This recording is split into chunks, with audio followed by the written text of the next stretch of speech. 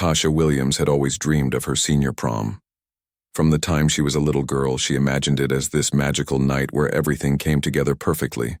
The dress, the music, the laughter, and the memories that would last forever. She wasn't someone who cared much about being popular or fitting into cliques at school. Instead, Tasha focused on what mattered most to her. Doing well in her studies, helping her family, and staying true to herself. Growing up, life hadn't always been easy for Tasha. Her mother worked long hours as a nurse, and her father, Dr. Marcus Williams, juggled his role as superintendent of the school district with raising 2 kids. Despite their busy schedules, they made sure Tasha knew she was loved and supported. They taught her the value of hard work, kindness, and standing tall, even when things got tough. But there were moments when Tasha wished people could see beyond her last name. Being the daughter of the superintendent sometimes made others treat her differently. Some admired her, while others judged her unfairly. For months leading up to prom, Tasha saved every penny she earned from babysitting jobs and odd chores around the neighborhood. She wanted her prom night to feel special, not because of anyone else's expectations, but because it was her moment. After weeks of searching, she finally found the one. A stunning emerald green gown that shimmered under the light. The fabric flowed like water, hugging her figure just right without feeling over the top. When she tried it on for the first time, she couldn't help but smile at her reflection. For once, she felt like she belonged in a world full of glitz and glamour. But deep down, Tasha knew high school wasn't all fairy tales. While she stayed focused on her goals, she often noticed how some students treated each other cruelly. Cliques formed early on, and those who didn't fit in were left on the sidelines. Tasha tried not to let it bother her too much. After all, she had bigger dreams than worrying about social hierarchies. Still, she couldn't deny the sting of exclusion whenever she saw groups laughing together or sharing secrets in the hallways. Prom, however, was supposed to be different. It was a chance for everyone to come together, celebrate their achievements, and leave behind petty rivalries. As the big day approached, excitement buzzed through the air. Posters advertising prom hung everywhere, and conversations revolved around dates, dresses, and decorations. Tasha felt a mix of emotions: joy, anticipation, and maybe just a touch of nervousness. She didn't have a date, but that didn't bother her. This was her night to shine, no matter what. What Tasha didn't realize, though, was that certain classmates had taken notice of her. A group of cheerleaders, led by Kendall Hayes, had started talking about her behind her back. To them, Tasha represented something they couldn't quite understand. A black girl who excelled academically, carried herself with quiet confidence, and never sought attention. Somehow her success irritated them.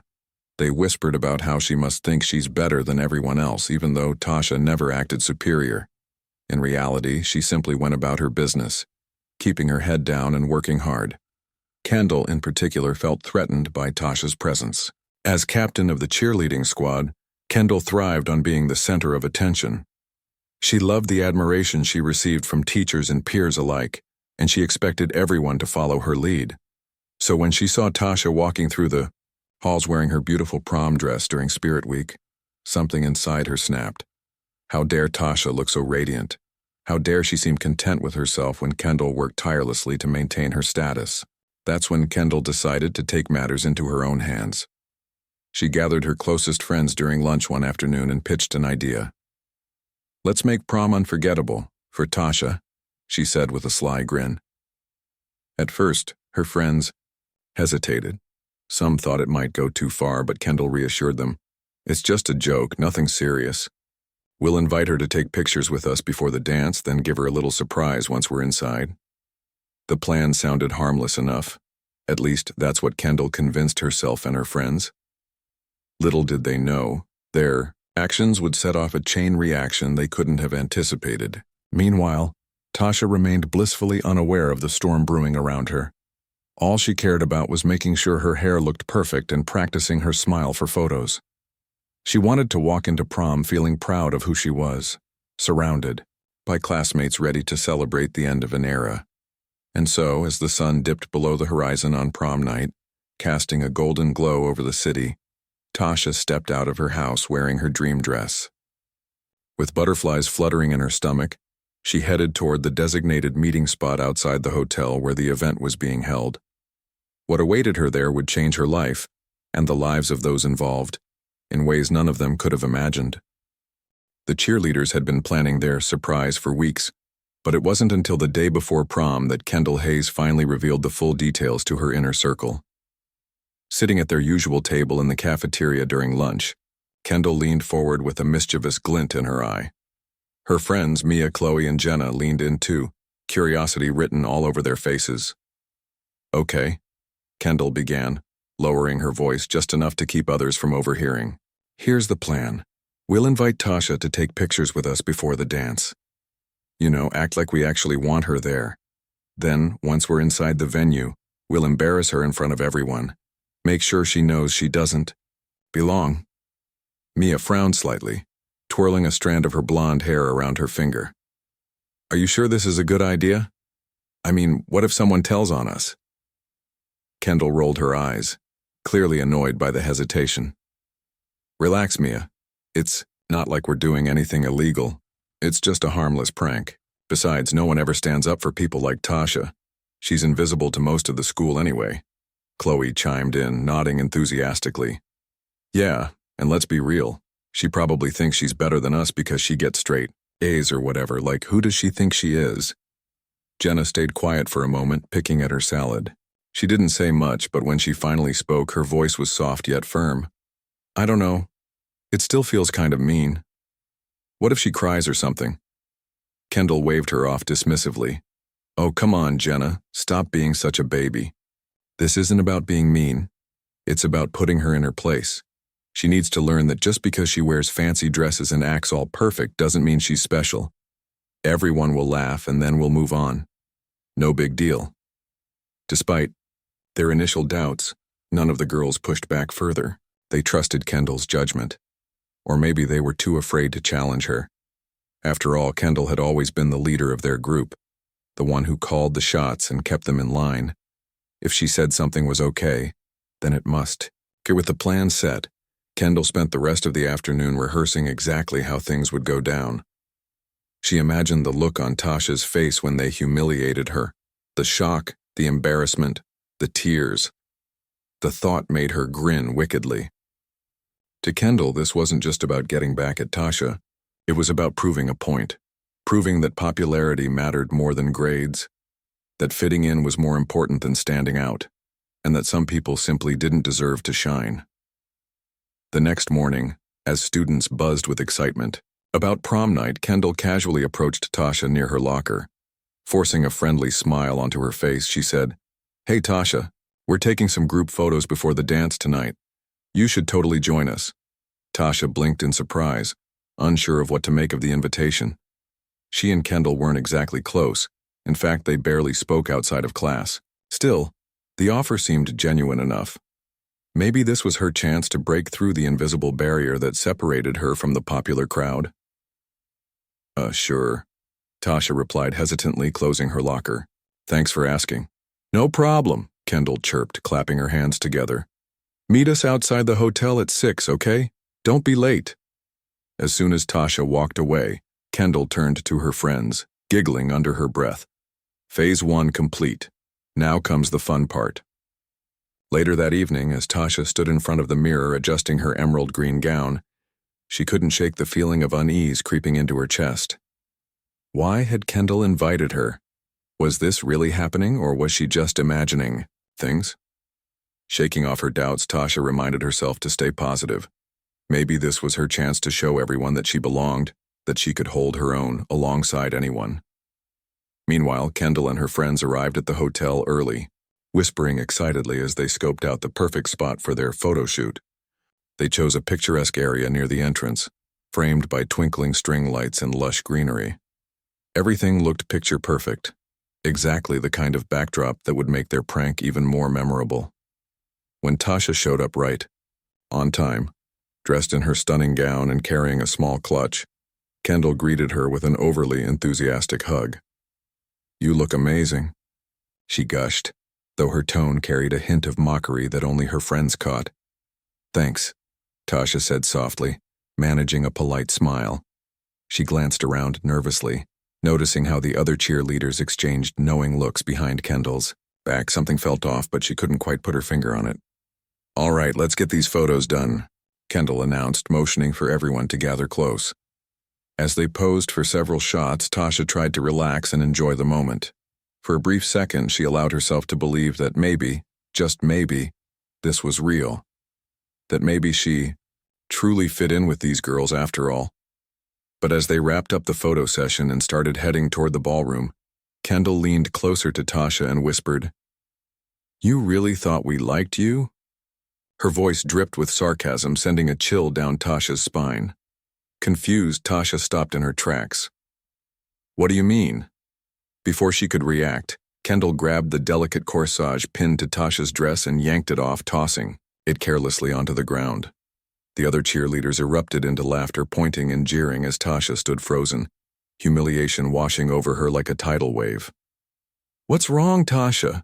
Kendall taunted, raising her voice so everyone nearby could hear. "Did you seriously think you were one of us?"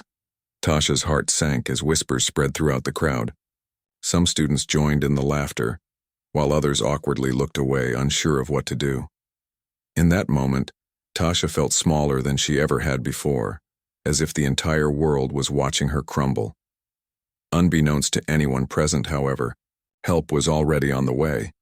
Mr. Thompson, the assistant principal, had noticed the commotion from across the room and quickly made his way over to intervene. He placed a gentle hand on Tasha's shoulder, guiding her away from the chaos and toward a quieter corner where she could catch her breath.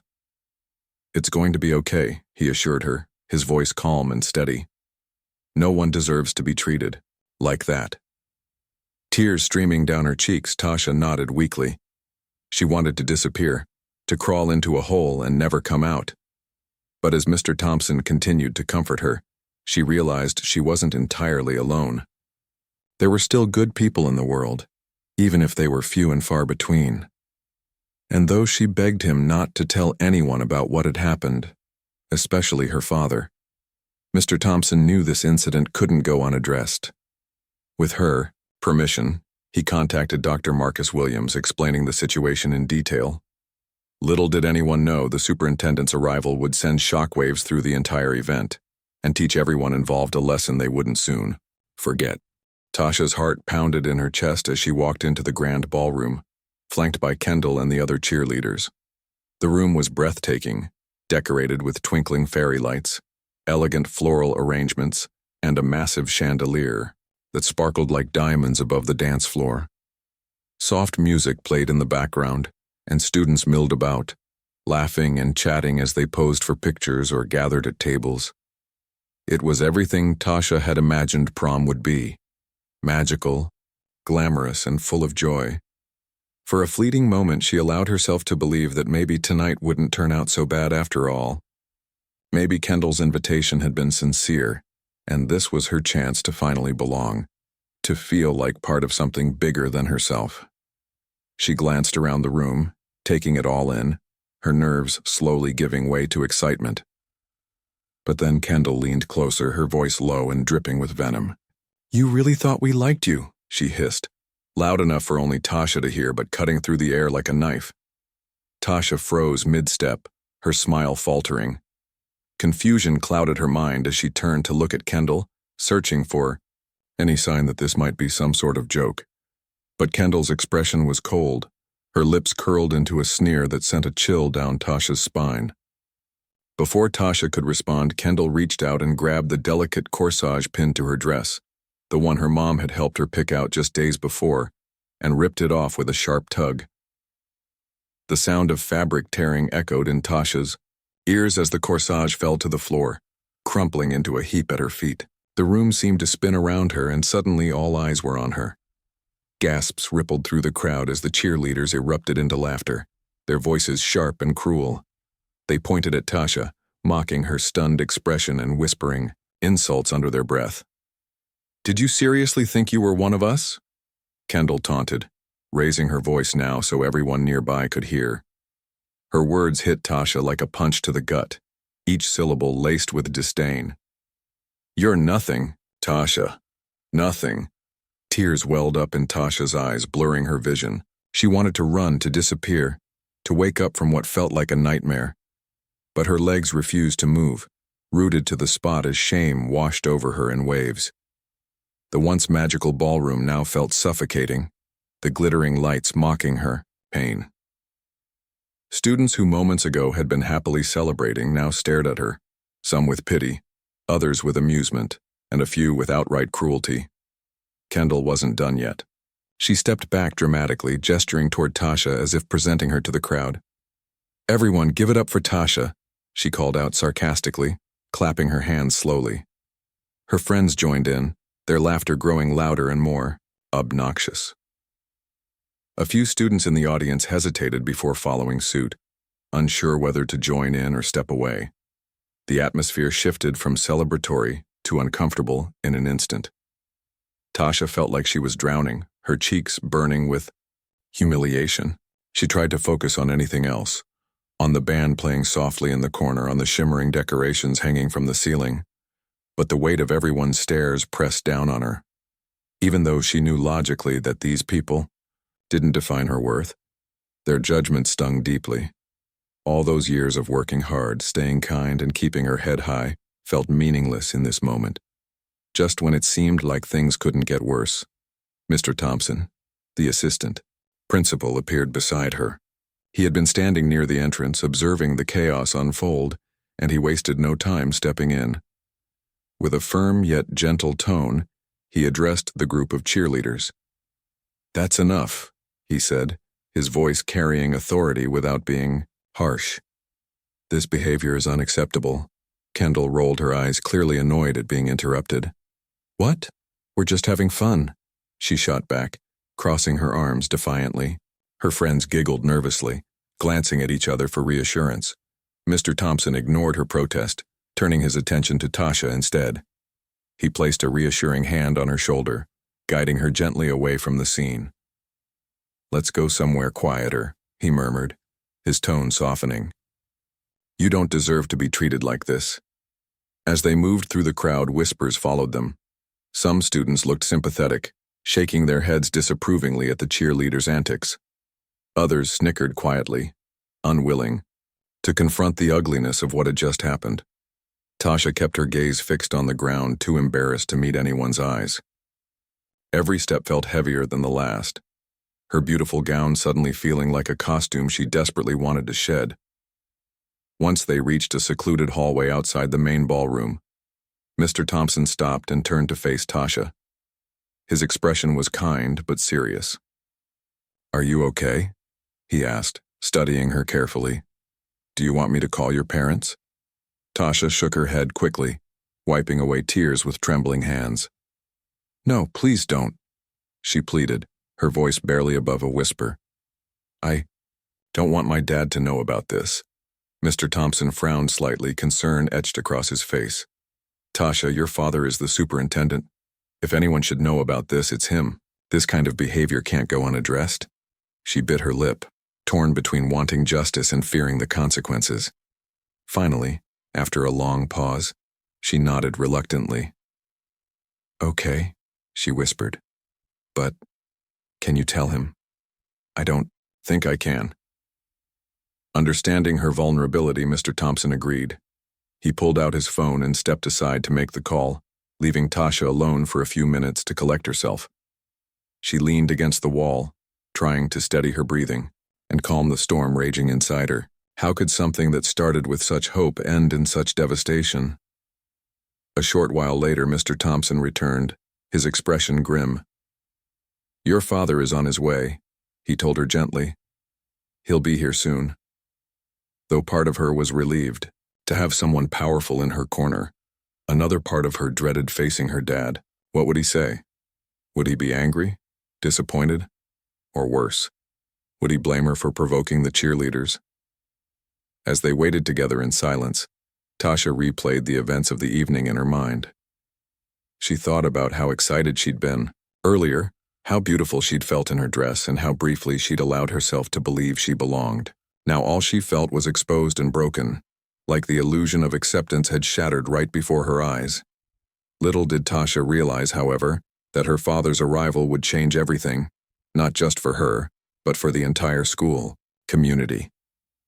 Dr. Marcus Williams wasn't just a superintendent. He was a man who took pride in fostering respect, inclusivity, and fairness within the district. And when he walked through those doors, ready to address the situation head-on, no one, not even Kendall and her friends, would see it coming. It didn't take long for Dr. Marcus Williams to arrive at the venue after receiving Mr. Thompson's call. The drive over had been a blur of emotions, anger, concern, and a deep ache in his chest as he thought about his daughter enduring such cruelty. Though he rarely let his personal feelings interfere with his professional responsibilities, this was different. This wasn't just any student being humiliated. It was his Tasha, his bright, hard-working, kind-hearted girl who deserved nothing but love and respect. When Dr. Williams stepped into the hotel ballroom, his presence commanded immediate attention. Tall and dignified, he carried himself with an air of authority that silenced even the rowdiest corners of the room. Students paused mid-conversation. Teachers straightened their postures and parents exchanged curious glances. Everyone knew who he was, the superintendent of the school district, but few had ever seen him outside official settings like board meetings or assemblies. Seeing him here tonight sent a clear message. Something serious had happened. Dr. Williams scanned the room quickly, his sharp eyes locking onto Kendall and her group of cheerleaders still gathered near the center. Their laughter faded almost instantly as they noticed him approaching, their smug expressions faltering under his intense gaze. He didn't say a word to them. Not yet. Instead, he turned toward the hallway where Mr. Thompson stood waiting with Tasha. Tasha's heart sank further when she saw her father. She hadn't wanted him to find out about what happened, fearing it would embarrass him or make him think less of her. But now, standing face to face with him, she couldn't help but feel a mix of relief and shame. Relief because she knew he loved her unconditionally, and shame because she hated showing weakness, especially in front of someone she admired so much. Tasha, Dr. Williams said softly, pulling her into a tight embrace. His voice was calm but filled with emotion as he held her close. I'm so sorry you had to go through this. For a moment, Tasha let herself cry, leaning into her father's warmth. It felt safe there, like no matter how cruel the world might be, she always had a place where she belonged. When she finally pulled away, wiping her tears with the back of her hand, she looked up at him apologetically. Dad, I didn't want you to come. I didn't want anyone to know. He cupped her face gently, forcing her to meet his eyes. Listen to me, sweetheart. None of this is your fault. You did nothing wrong. What those girls did was unacceptable, and I won't stand by while anyone treats my daughter or anyone else with such disrespect. His words gave her strength, even though part of her still wished she could crawl into bed and forget the entire night ever happened. But she nodded, understanding that her father wasn't just speaking as her dad, he was also acting as the leader of the school district, responsible for ensuring every student felt safe and valued. With Tasha's permission, Dr. Williams asked Mr. Thompson to stay with her while he addressed the situation publicly. Taking a deep breath, he walked back into the ballroom, his strides purposeful and deliberate. The room fell silent as he climbed onto the small stage near the DJ booth, adjusting the microphone before addressing the crowd. Good evening, everyone, he began, his voice steady and commanding. I apologize for interrupting your evening, but I need to speak briefly about an incident that occurred here tonight. Some of you may already be aware of what happened, but for those who aren't, allow me to explain. He paused, letting his gaze sweep across the room. Parents shifted, uncomfortably in their seats, students avoided eye contact, and the cheerleaders exchanged nervous glances. Kendall bit her lip, suddenly looking far less confident than she had earlier. A young woman, a brilliant, talented, and deserving member of this senior class, was publicly humiliated by a group of her peers shortly after arriving at this event. This behavior is not only unacceptable, but also completely contrary to the values we strive to uphold within our schools. Respect, kindness, and inclusivity are not optional. They are non-negotiable expectations for every student, teacher, and parent in this district. The weight of his words hung heavy in the air. No one dared to whisper or fidget as he continued. To the students involved in this act, I want to make one thing very clear. Actions have consequences. Your behavior tonight will not go unpunished. Additionally, this incident serves as a reminder to all of us, students, faculty, and families, that we must do better. We must create environments where everyone feels welcome, supported, and celebrated. As he spoke, his tone remained firm, yet compassionate. He wasn't yelling or shaming anyone outright, but the gravity of the situation was undeniable. Prom is supposed to be a celebration of your achievements, a time to reflect on the memories you've made and look forward to the future. Let's not allow this moment to define your evening or your legacy as a class. When he finished speaking, the room stayed eerily quiet. Then, slowly, applause began to ripple through the crowd. Some students clapped hesitantly, while others cheered enthusiastically, clearly moved by Dr. Williams's words. Parents nodded approvingly, and even some of the cheerleaders' friends looked ashamed, realizing the severity of what had transpired. After, stepping down from the stage, Dr. Williams motioned for Kendall and her group to follow him into a private conference room nearby. Their faces were pale, their earlier bravado replaced by fear and regret. As they filed into the room, trailing behind him like scolded children, Tasha watched from the hallway, clutching her arms tightly around herself. Inside the conference room, Dr. Williams wasted no time getting to the point. "I assume you all know why you're here," he said, his voice low but piercing. "What you did tonight was cruel, immature, and entirely inappropriate. Not only did you hurt Tasha, but you also disrespected this institution and everyone associated with it."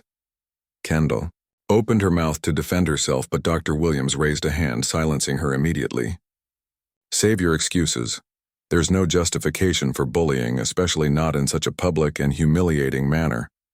Effective immediately, each of you is suspended from participating in any extracurricular activities for the remainder of the school year.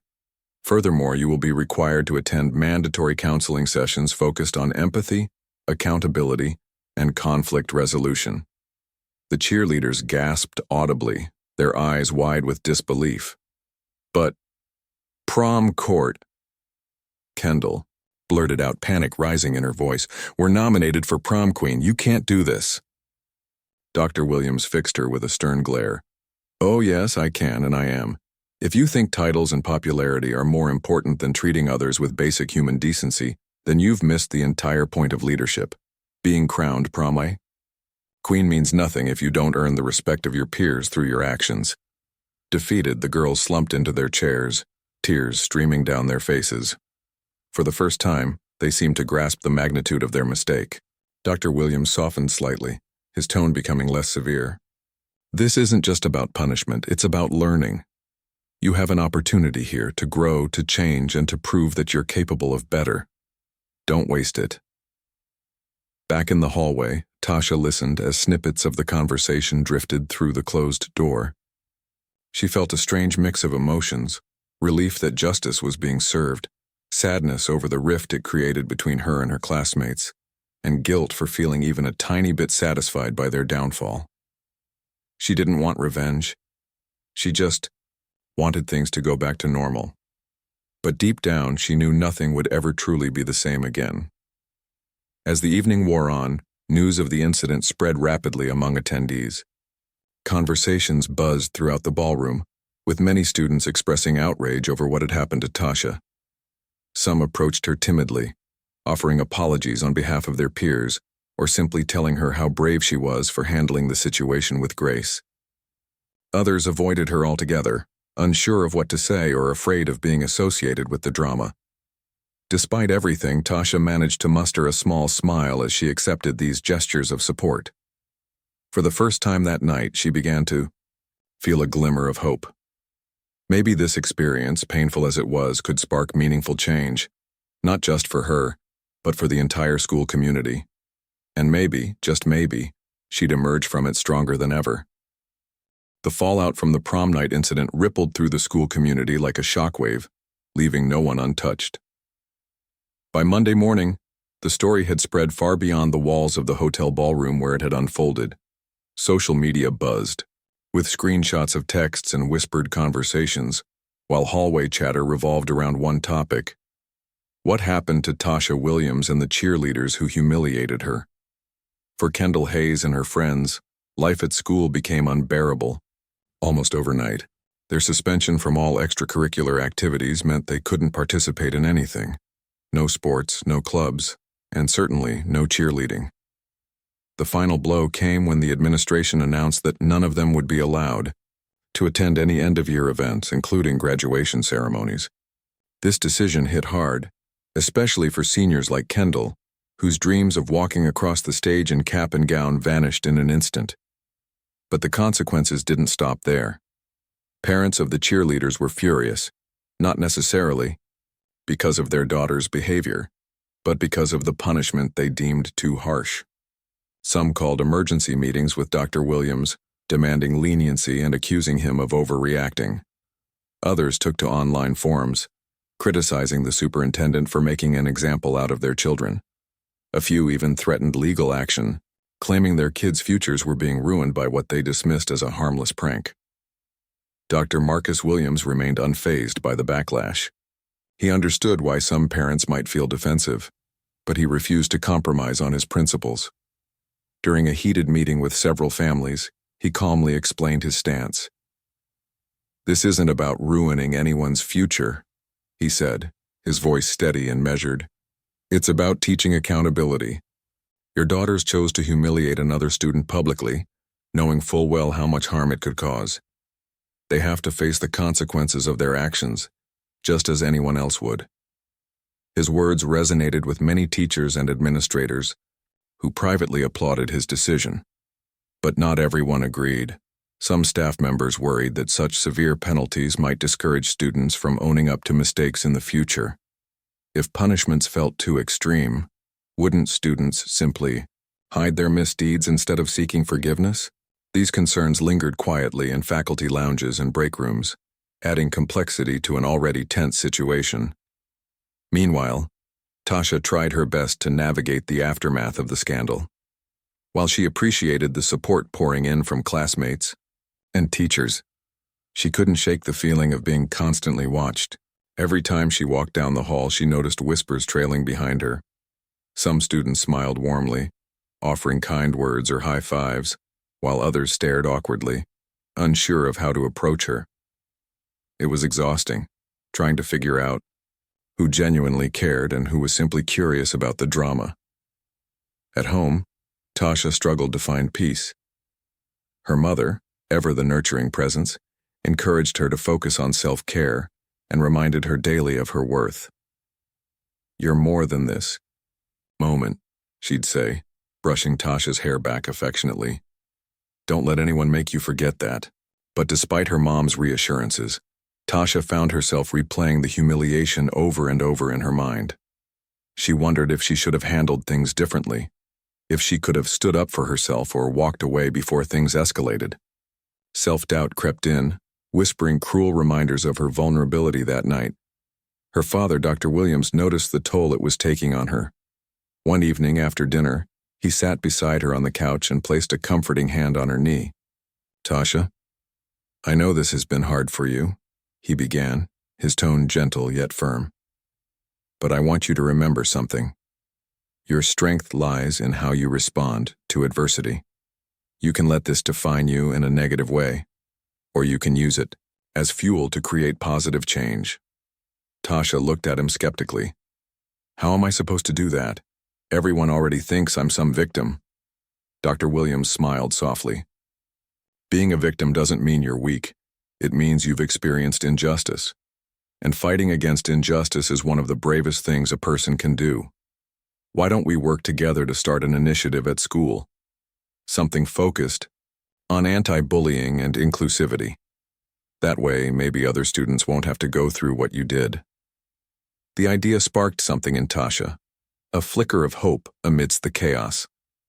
For the first time since the incident, she felt empowered rather than defeated. Over the next few weeks, she collaborated with her dad, Mr. Thompson, and a handful of trusted teachers to design a program aimed at fostering kindness and understanding within the school. They planned workshops, assemblies, and peer mentoring, sessions all centered around themes of empathy and respect. News of the initiative spread quickly, drawing both praise and skepticism from students. Many welcomed the effort, eager to move past the negativity of recent events. However, some dismissed it as unnecessary, arguing that bullying was just part of high school and that people needed to toughen up. Tasha heard these criticisms, loud and clear, but refused to let them deter her. Instead, she doubled down on her commitment, determined to prove that change was possible. As the weeks passed, Tasha began to notice subtle shifts in the school's atmosphere. Conversations once filled with gossip and judgment started to include discussions about kindness and acceptance. Students who had previously stayed silent during moments of cruelty began speaking up, challenging harmful behaviors when they saw them. Even the cheerleaders, now stripped of their titles and privileges, showed signs of remorse. Though they initially resisted attending counseling sessions, they eventually opened up about their insecurities and fears, admitting that their actions stemmed from jealousy and ignorance rather than malice. One afternoon, as Tasha worked on posters for an upcoming anti-bullying assembly, she received an unexpected visitor. Kendall Hayes stood hesitantly in the doorway of the classroom, her usual confidence replaced by nervousness. "Can we talk?" she asked, her voice barely above a whisper. Tasha hesitated, unsure of whether she was ready to face her tormentor. But something in Kendall's demeanor, a mix of guilt and sincerity, made her nod slowly. "Sure," she said, gesturing toward an empty desk. Kendall sat down, fidgeting with her hands as she struggled to find the right words. I wanted to say I'm sorry," she finally managed, her voice trembling. "What we did to you was horrible, and I regret it every single day. I never realized how much it would hurt. Not just you, but everyone involved, including me." Tasha studied her carefully, searching for any hint of insincerity. When she found none, she sighed deeply. "I appreciate you apologizing," she said honestly. "But saying sorry isn't enough. Actions matter more than words." Kendall nodded earnestly. "I get that. That's why I want to help. With your program, if you'll let me. I know I messed up big time, but I want to make things right, not just for you, but for everyone." Though Tasha wasn't entirely convinced, she decided to give Kendall a chance. After all, forgiveness wasn't about forgetting. It was about giving someone the opportunity to grow. Together, they drafted a plan for Kendall and her friends to volunteer with the anti-bullying initiative, helping organize events and share their stories as cautionary tales. It wasn't easy. At first, tensions ran high and trust was fragile, but over time, genuine connections began to form. By the end of the school year, the impact of Tasha's efforts became undeniable.